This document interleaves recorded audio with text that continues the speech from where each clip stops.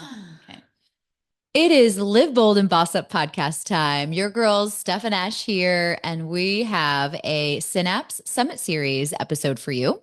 We chat with Wesley Schlemmer. He's the president of Bitcoin Bay Foundation, which is super cool because if you need to know and learn about Bitcoin, this Mhm. is your episode, baby. Yeah. And it's really cool. It's a nonprofit that they created to educate people on Bitcoin. And right now they're based in Tampa Bay, or they're, focused here in Tampa Bay, but they go to schools and they teach students on what Bitcoin is and how to use it. I learned a lot in this episode, so I know you will too. Get your pens and papers ready, baby. All right. Well, Wes, thanks so much for joining us today. Thank you for having me. You are the president and one of the founders of the Bitcoin Bay Foundation. Yes, ma'am. Tell us a little bit about that. What is the foundation about? Yeah, so we are the first Bitcoin meetup to incorporate as a 501c3. So we're a local nonprofit. I'm officially a charity case. That's what I tell people. We help organize and coordinate the Bitcoin community in the Tampa, St. Pete, and Sarasota area. So that's why we're Bitcoin Bay. We're not just Tampa. We go all around. So we have chapters in Tampa, St. Pete, and Sarasota.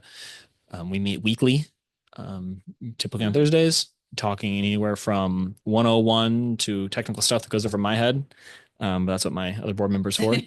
And we try to, integrate with the local schools and businesses and officials as much as we can, offering education and resources for clubs or businesses that want to take Bitcoin, individuals want to learn more, officials that want to know how to integrate it into like the city strategy. Mhm. Pretty much we're the brain for Bitcoin in the Bay Area. Awesome.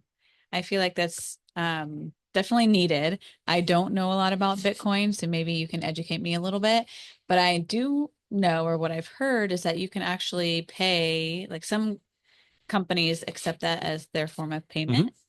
Um, so it sounds like it's getting more like widely used, and like, can you just like in layman's terms, like Mhm. what is Bitcoin and how do you use it? Yeah. So, you know what cash is, like a $20 bill. Mhm. It's digital cash. I hand you that bill, it's yours. I send you the Bitcoin, it's yours. I didn't ask my bank to send your bank money. I sent the money straight to you.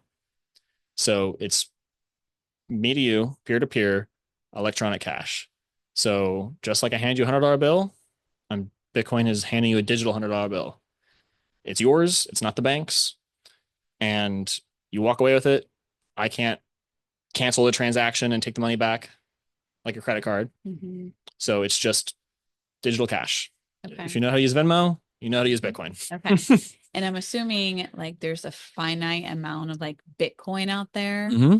that so that it's not just like infinite. You Right. can, yeah. Okay. Yeah. So actually, I was just talking with a professor at University of Tampa downstairs. His research has shown that the advertised fixed supply of Bitcoin is 21 million.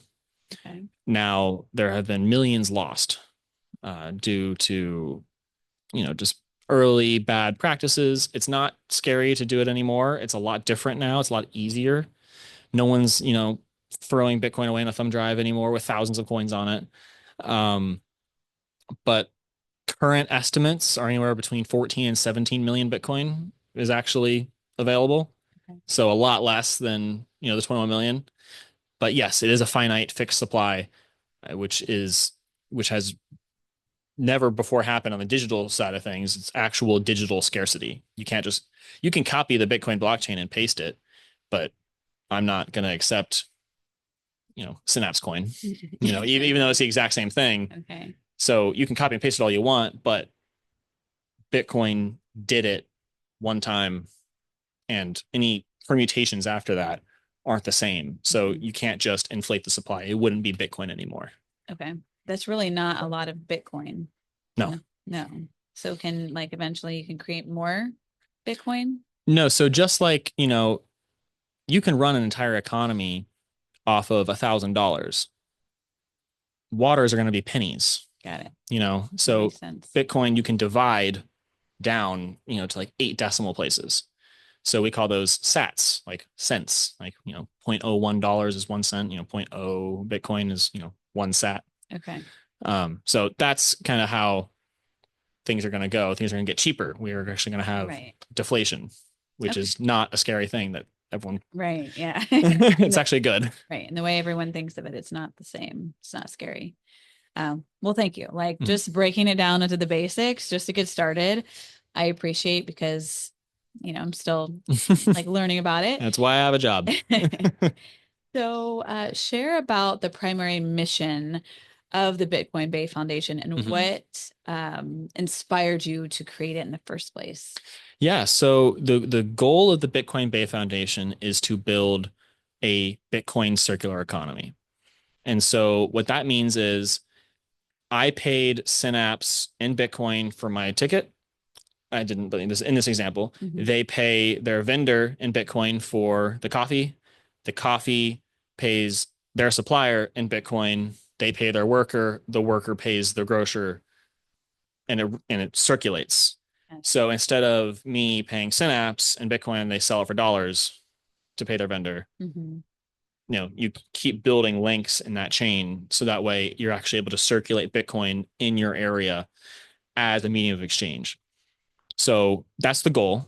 The reason um, that inspired myself to join on this, because I just showed up one day. Honestly, there was already a meetup going on. It was a technical meetup, and I became with the organizer there and two other guys. We became fast friends just right there. And the organizer told us about this vision, and we probably spent 4 hours that night closing down all the bars. Like, like right, it was the day before Gasparilla, so it was a wrong night to have a late night. Well, But yeah.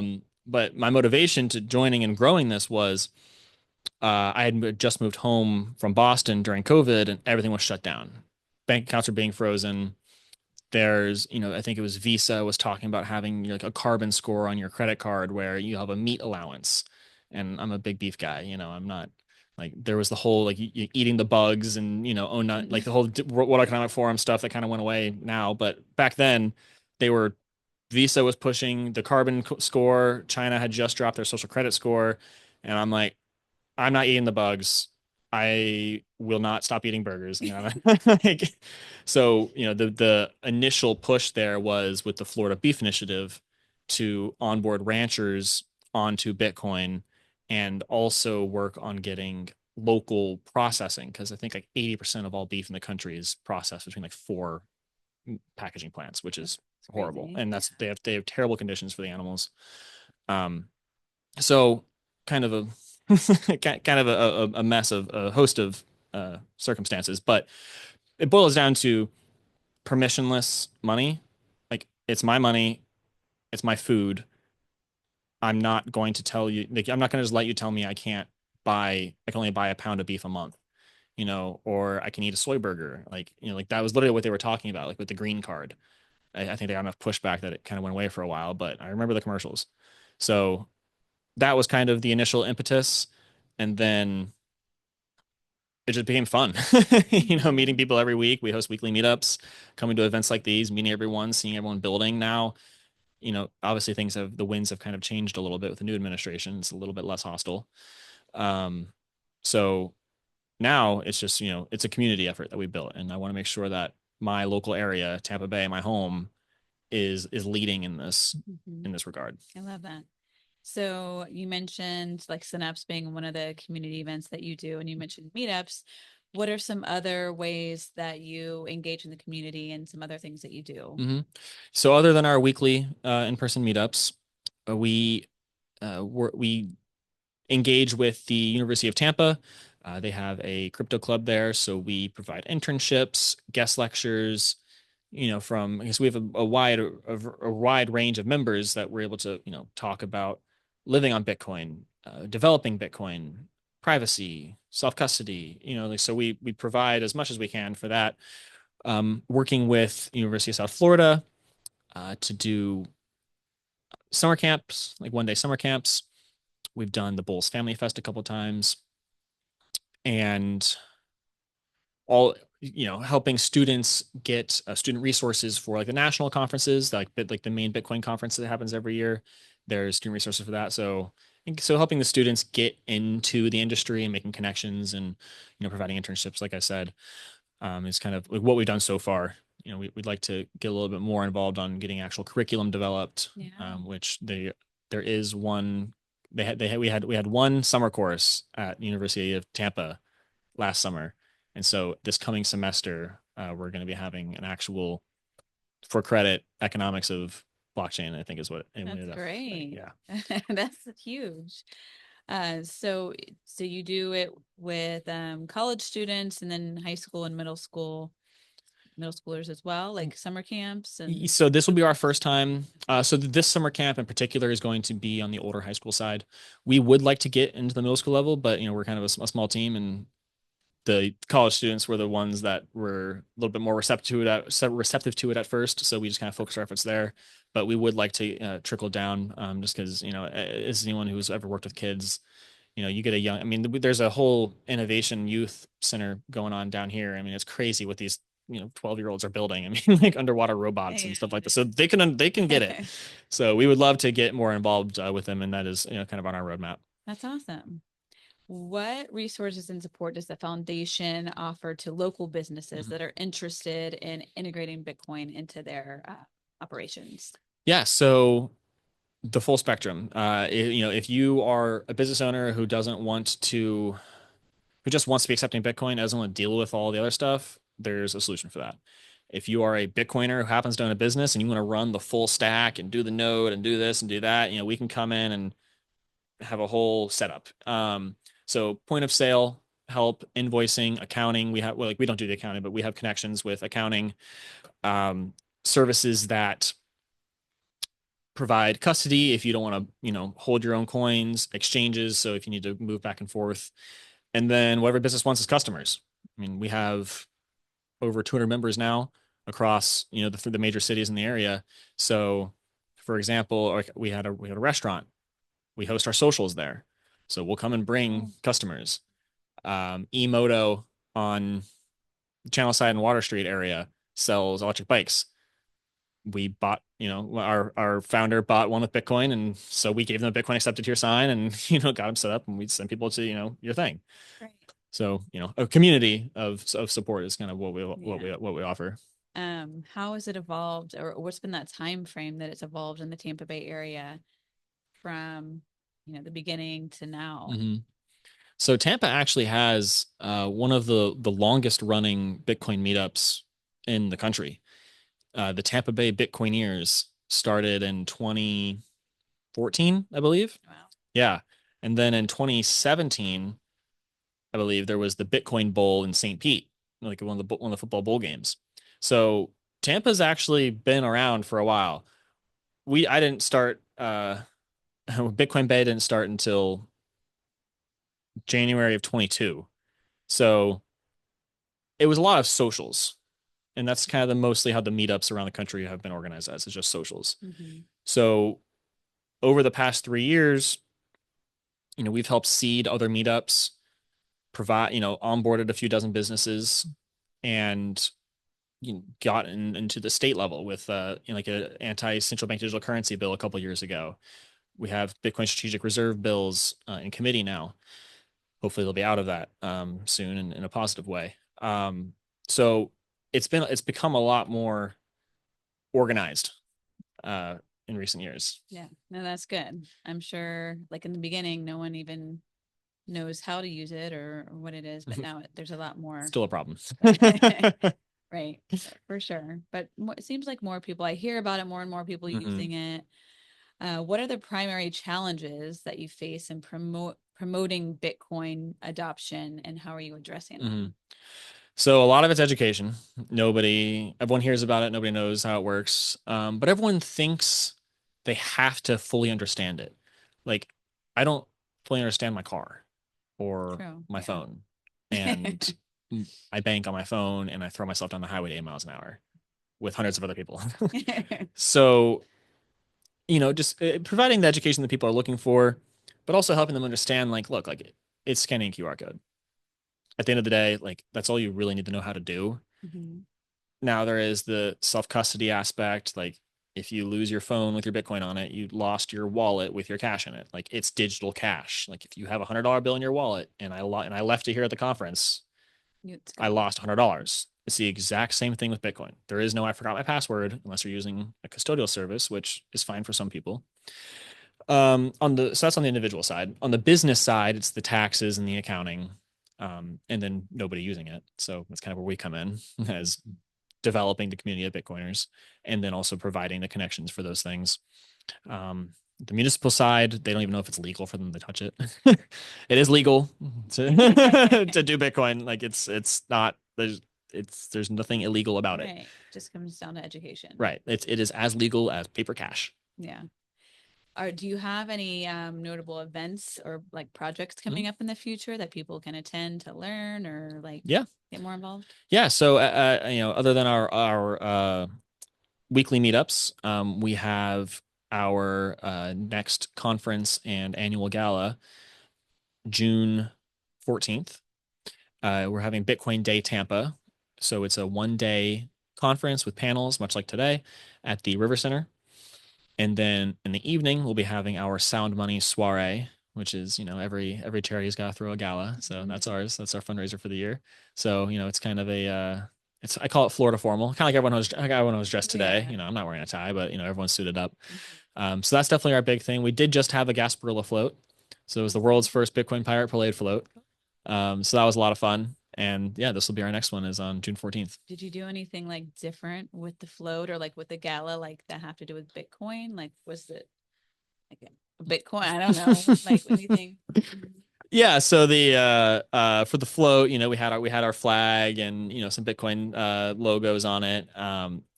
We're a small nonprofit, so it wasn't like the Lightning float or the Gasparilla float or or the Hard Rock float. But we had the Bitcoin logos and we had some local companies make beads with us. You could win some Bitcoin if you scan the QR code in the Oh, bead. We got some jerseys, some hockey jerseys made that kind of were inspired by the Gasparilla jerseys from the Lightning last year, but they've got like Bitcoin stuff on them.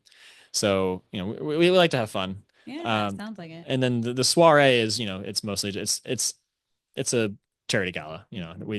We raffle off Bitcoin and we do blackjack where you can buy in with Bitcoin. So it's just money, at the end of the day. So it's hard to kind of make an entire thing around Yeah. money. And we like to create opportunities for people to get together that aren't always just Bitcoin, Bitcoin, Bitcoin, Bitcoin, Yeah. Bitcoin. Because I've been doing this for a long time and I'm interested in other things as well. And this may be a stupid question, but so I know there's Bitcoin and there's also like blockchain and Hmm. other forms Hmm. probably similar.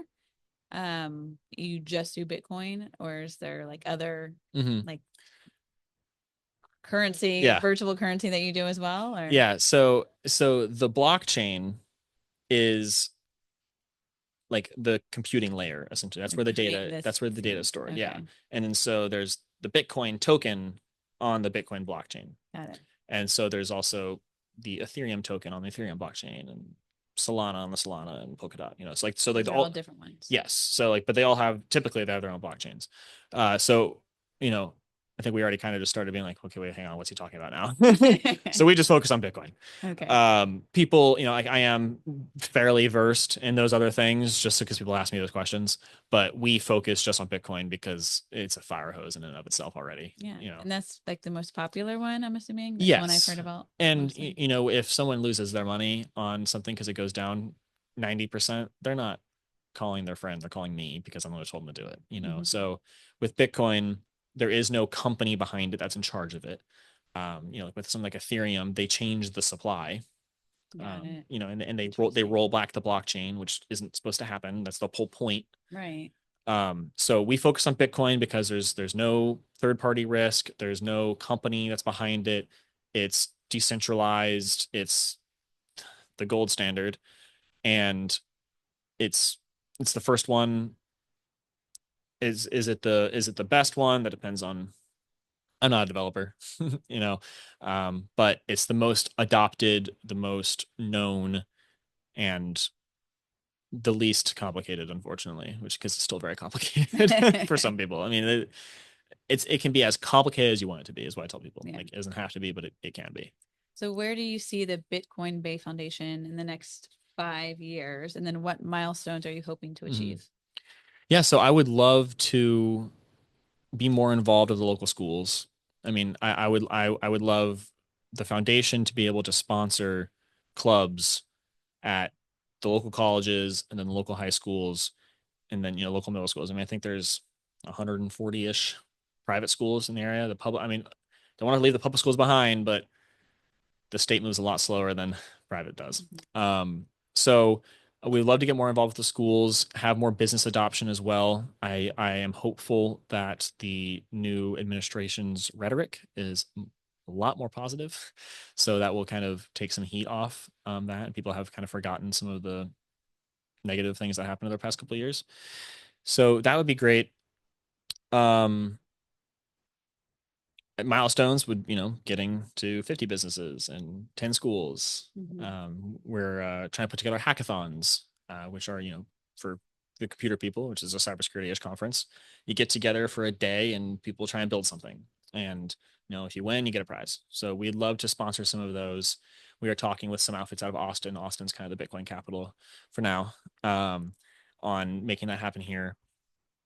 So Bitcoin hackathons, clubs, schools, just making this more of a active and resilient community. Mhm. I love that. And I do feel like Tampa is very quickly evolving and is now a tech community, Mm-hmm. you could say. How do you see Bitcoin's role evolving globally, and what implications might this have for local communities like Mm-hmm. Tampa Bay? So unfortunately, the word's out about Bitcoin. The nation states are here. El Salvador being kind of the poster child. Some other small countries, Kingdom of Bhutan is another one. I know Russia is mining Bitcoin. The Saudis are stacking Bitcoin. And the United States just had we just had our executive order establishing a Bitcoin strategic reserve and a digital asset stockpile. So globally, the nations are racing to acquire this scarce asset. It is the only actual scarce asset we have on this planet other than time. Mm. Because if gold hits $10,000 an ounce, we're yanking out of asteroids. If oil goes to $1,000 a barrel, we're digging it out of out of Alaska. Like, there is more of these things. It's just it's at $400 a barrel in order to get to that oil. So if we go to that, they're digging out of the ground now. So we are able to meet these supply and demand challenges with these typically scarce assets, whereas there is no digging more Bitcoin out of the blockchain. It has its mining schedule, and once we hit 21 million, there's no more. Well, why can't like you someone created 21 million to begin with? Why Mm-hmm. can't you just create more? It wouldn't be Bitcoin anymore. So that Bitcoin is the 21 million, like Yeah, that's the number, that's it. because the way it works is there's nodes, there's computers all over the world that are managing this ledger, and there's a rule set here. So just like the banks with the banking system, there are, do you have this money? Yes. Okay, well, JP Morgan can't just say, well, I have $40 trillion in my account now, because everyone else is like, no, you don't. Similar, there's the Bitcoin node network, in which my node has these are the rules for Bitcoin. And so if somebody says, well, I have 20 million Bitcoin, I'm like, no, you don't. That doesn't, like, That's not that's possible. not possible. So somebody can change the rules, but nobody else is going to follow them. That's why it's a decentralized network in that way. So that's what protects the scarcity, which is, it's a very common question that people get, like, because it was just made. Why can't somebody just do it again? Right. Yeah. Because it was. And call it Bitcoin. Yeah. Well, they can they could call it Bitcoin, but it's not going to be the BTC. The original. Yeah. Right. Got it. So uh, all the nation states are rushing to grab it now. They're treating it like gold. They're not treating it like money. They're using it to back, because there's gonna be probably a sovereign debt crisis here, and there's active sovereign debt crises, honestly. But without getting into that, it's a whole other podcast. Nation states are racing to grab it. Russia has already stated they're willing to accept it for trade. right now there just isn't enough volume. It's like a $1.5 trillion-ish asset. You can't move $400 billion in oil in that. I mean, that's one third of the total volume, you know. So like I think the nation states are waiting for 10 trillion, 20 trillion dollar volume. That way me making my trade isn't gonna, I'm not gonna lose 20% because whenever I actually sell this Bitcoin that I got for the oil for dollars, I'm not gonna tank the market. And by the time I'm able to get everything out, you know, so there's still some maturity on the global exchange side, but nation states are adopting it. Locally, we do have there are 19 states trying to get strategic Bitcoin reserves. Florida, we have bills that are in committee. Our legislative session's ongoing right now, so we'll see. We're hopeful that those will go through. So the states are starting to see it. Locally, we've seen some municipalities start mining Bitcoin with their local power providers because oftentimes power providers have excess capacity because we're not all running our AC right now, but in July we all will be.